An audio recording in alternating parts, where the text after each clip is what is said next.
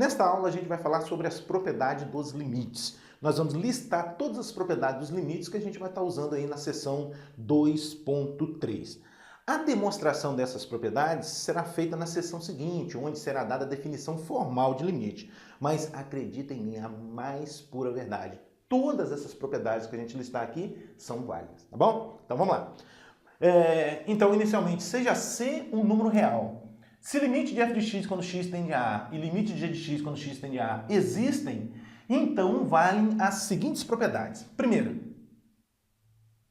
a primeira propriedade diz o seguinte: limite de f de x mais g de x quando x tende a A, é igual a limite de f de x quando x tende a A mais o limite de g de x quando x tende a A. Pronto, essa aqui é a primeira propriedade, que em outras palavras está te dizendo o seguinte: o limite da soma é a soma dos limites. É isso que essa propriedade está te dizendo. Limite da soma é a soma dos limites. Propriedade 2. Propriedade 2. Limite da diferença. Limite quando x tende a A de f de x menos g de x.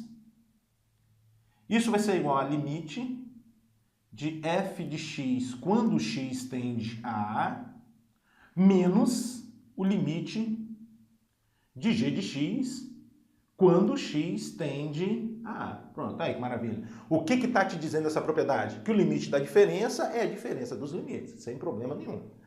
Terceira propriedade. Agora, o limite de c vezes f de x. Olha só, limite quando x tende a A de c vezes f de x, onde c é essa constante real aqui, ó. C vezes f de x. O que vai ser isso? C vezes o limite de f de x quando x tende a A. Essa propriedade está te dizendo que o limite de c vezes f de x é c vezes o limite de f de x. Em outras palavras, olha só, quando você tem uma constante multiplicando a função, essa constante pode vir para fora do limite. É isso que está dizendo essa propriedade. Tem uma constante multiplicando a função, essa constante vem para fora do limite, sem problema nenhum. Bom, propriedade 4 agora. Propriedade 4. Limite quando x tende a de f de x vezes g de x, agora do produto, f de x vezes g de x. Isso vai ser igual a limite de f de x quando x tende a A vezes o limite de g de x quando x tende a A. O que está dizendo essa propriedade? Que o limite do produto é o produto dos limites. Você vai observar que as propriedades aqui acerca dos limites são bem comportadas, né? Vamos dizer assim, ó, limite da soma é a soma dos limites, limite da diferença é a diferença dos limites, aqui o limite do produto é o produto dos limites, mas isso nem sempre vai acontecer em todo o cálculo. O que eu quero dizer? Por exemplo, quando a gente vai falando de derivada, né? A derivada de um produto não vai ser o produto das derivadas, é outra regrinha. Quando a gente vai falando a integral do produto, não tem nem propriedade que fala sobre integral do produto, tá? Mas aqui para limites, as propriedades dos limites, conforme vocês estão observando, elas são bem comportadas, tá? Bom, vamos lá. Propriedade 5, do quociente agora. Limite quando x tende a de f de x sobre g de x, isso é igual a limite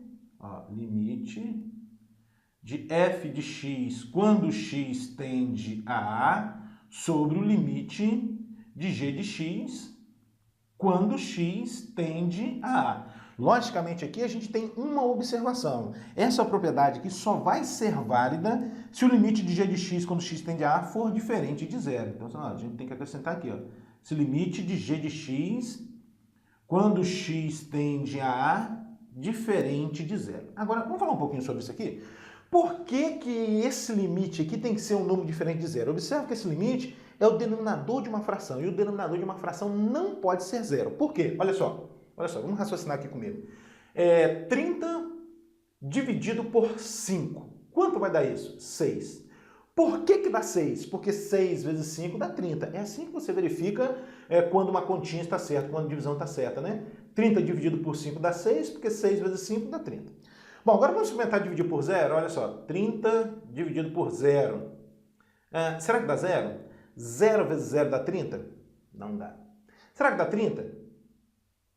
30 vezes 0 dá 30? Também não dá. Existe um número x tal que x vezes 0 vai dar 30? Existe? Não, não existe.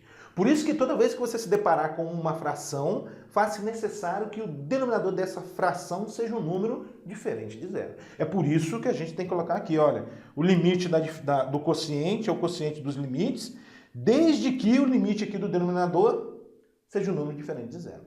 Tá bom? Vamos lá. Então foi uma observação. Agora 6. Vamos pagar aqui e vamos ganhar um espaço aqui para cima agora.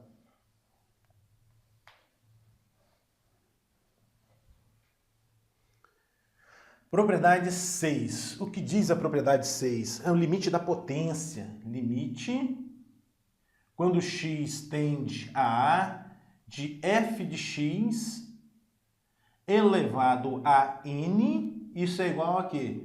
A limite de f de x quando x tende a isso tudo elevado a n. Isso tudo elevado a n. Ó. O que ela está dizendo? Que o limite de uma potência aqui é uma potência. Ó. O limite da potência é a potência dos limites. É isso que está dizendo essa propriedade. Limite da potência é a potência dos limites. Tá? Essa é a propriedade 6. Propriedade 7. Diz o seguinte, da constante, vamos usar bastante isso aqui. Ó. Limite,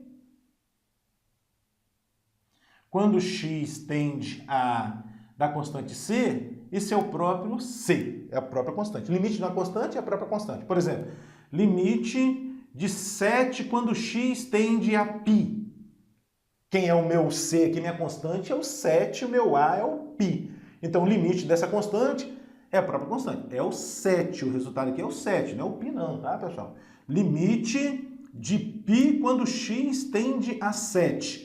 Isso aqui dá π. Não pode confundir as coisas não, pelo amor de Deus. Então, o que a propriedade 7 está te dizendo? Está te dizendo que o limite de uma constante é a própria constante. Tudo isso será demonstrado na seção seguinte. Agora, propriedade 8. 8. Limite de x quando x tende a essa aqui, sim, essa aqui é o próprio a. É chamado limite da função identidade. A função f de x igual a x é a função identidade. Limite da função identidade x quando x tende a é o próprio a. Então não pode confundir essas duas. Por exemplo, ó, limite de x quando x tende a 3. Ó, compara, eu vou usar a propriedade 8. Quem está fazendo o papel de a aqui para mim é o 3. Então isso aqui dá 3. Tá? É diferente de limite de 7 quando x tende a 3. Aqui nesse caso você vai usar a propriedade 7. E 7 aqui, ó, é uma constante, tá? Então isso aqui dá 7. Então atenção para os detalhes. Limite de x quando x tende a 3, dá 3. Limite de 7 quando x tende a 3, dá 7, tá? Aqui o limite da função constante, aqui o limite da função identidade. O limite da função constante é a própria constante e o limite da função identidade quando x tende a é o a. Continuando, pouco mais. Propriedade 9. Propriedade 9. Limite de x elevado a n quando x tende a a, isso vai ser igual a elevado a n.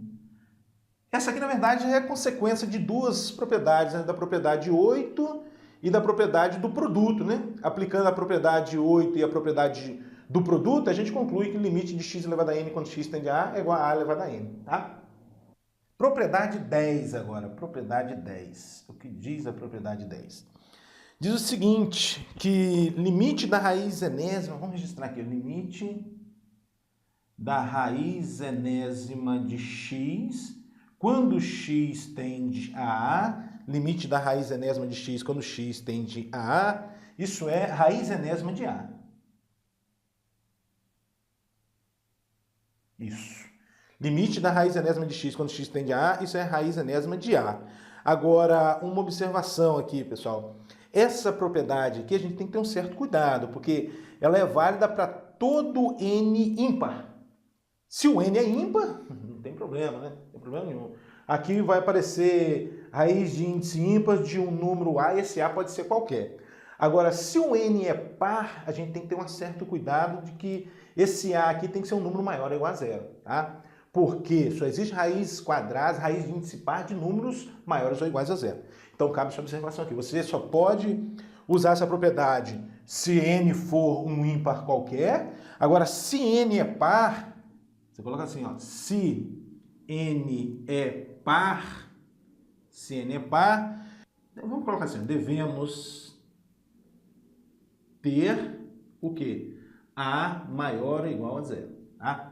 Então, vai essa observação. Limite da raiz enésima de x quando x tende a raiz enésima de A. Se o n for ímpar, bom, essa é a propriedade que você fecha o olho e pode usar sem problema nenhum. Agora, se n é par, a gente tem que ter cuidado que esse A aqui tem que ser um número maior ou igual a zero. Porque só existe raiz de índice par de números maiores ou iguais a zero. Tá? Não existe, por exemplo, raiz quadrada de menos 4. Aí não existe. Por isso que a gente faz essa observação. Continuando. E a propriedade 11, vamos colocar aqui,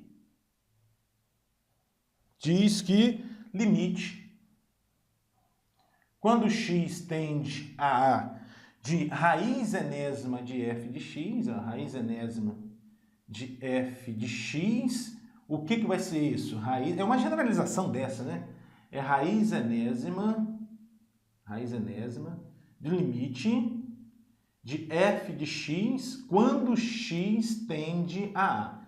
Logicamente, com a mesma observação. Ó. Aqui, se o n for ímpar, esse limite aqui pode ser um número qualquer. Pode ser um número positivo, zero, negativo, não tem problema. Agora, se n for par, esse limite aqui tem que ser um número maior que zero. Tá? Então, se n é par, devemos ter o quê? O limite de f de x quando x tende a A maior ou igual a zero, para a gente poder usar essa propriedade sem problema nenhum. Tá? Então, essas são as propriedades dos limites que a gente vai estar usando aí, né, durante o nosso curso. Um exemplo. Dados os gráficos das funções f e g, calcular os limites procurados aqui, né? Então, olha só o que está acontecendo. O gráfico em rosa é o gráfico da função f e o gráfico em azul é o gráfico da função g. Bom, aí o que eu quero calcular? O limite de f de x mais 5g de x quando x tende a menos 2. Então, eu preciso ter o limite de f de x quando x tende a menos 2 e o limite de g de x quando x tende a menos 2, para eu poder estar usando essa propriedade conforme a gente discutiu. Então, vamos verificar aqui no gráfico, olha, onde é que está o menos 2 e vamos determinar o limite de f de x quando x tende a menos 2. Está vendo aqui? Aqui está o 0, menos 1, menos 2. Aqui está o menos 2, ó, menos 2. Analisando o gráfico, a gente observa que o limite de f de x quando x tende a menos 2 dá quanto? Ó, dá 1, né? Dá 1, que é diferente do f de menos 2. O f de menos 2 dá 2, tá? Então, o que a gente sabe? Que o limite de f de x quando x tende a menos 2, quanto é que dá isso? Isso dá 1 positivo. Tá? O que mais eu preciso? Eu preciso do limite de g de x quando x tende a menos 2. Então, novamente, aqui está o menos 2. Analise agora o gráfico em azul. Aqui, ó. Limite de g de x quando x tende a menos 2, isso vai dar menos 1, né? Menos 1. Então, vamos registrar isso aqui. Ó. Limite de g de x quando x tende a menos 2. Isso dá menos 1. Menos 1. Muito bem, muito bem. Bom, agora a ideia dessa sessão é trabalhar as propriedades dos limites. Bom, de acordo com o que a gente discutiu, aqui tem uma soma e o limite da soma é a soma dos limites.